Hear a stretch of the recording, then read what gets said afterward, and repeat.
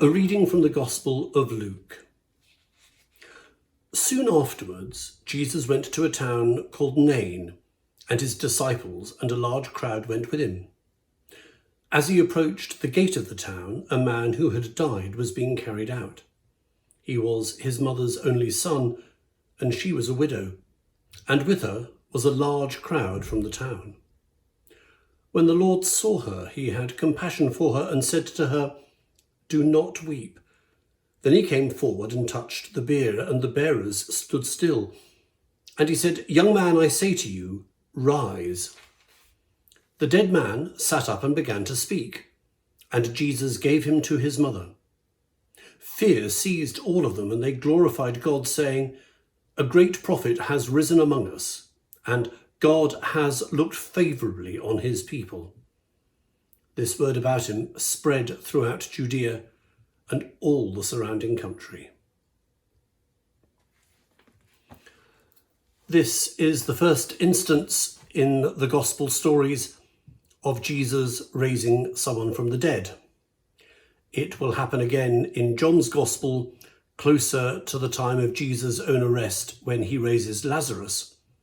And of course, in all four Gospels, we hear the news that Jesus himself rises from the dead, rises in a very different way, rises to a life that is clearly a new life.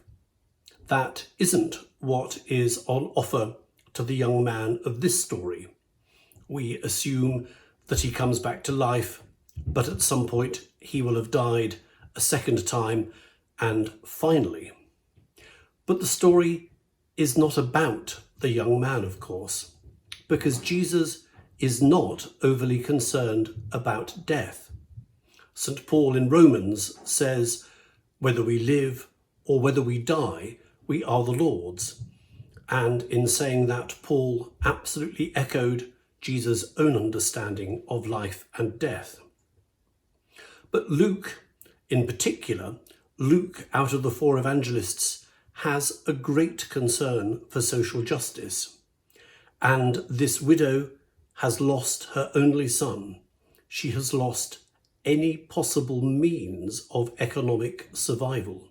She's lost her husband and her only son. She will starve. And that upsets Jesus. The fact that the young man has died and is in God's hands, that is a secondary issue.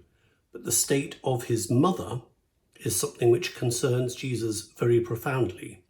Jesus wants to make a difference for someone in this life. And it is out of compassion for the mother that he stops the funeral procession and gives it no further cause to need to process. That should be a reminder and a model to us that Christians, whilst never being called to be flippant, we should be called not to fear death, but we should be called and act on the call to look at those things which can do more harm than death. Poverty and oppression and so many social vices are things where we can try and halt their inevitable procession and turn them round and make a difference to the glory of God.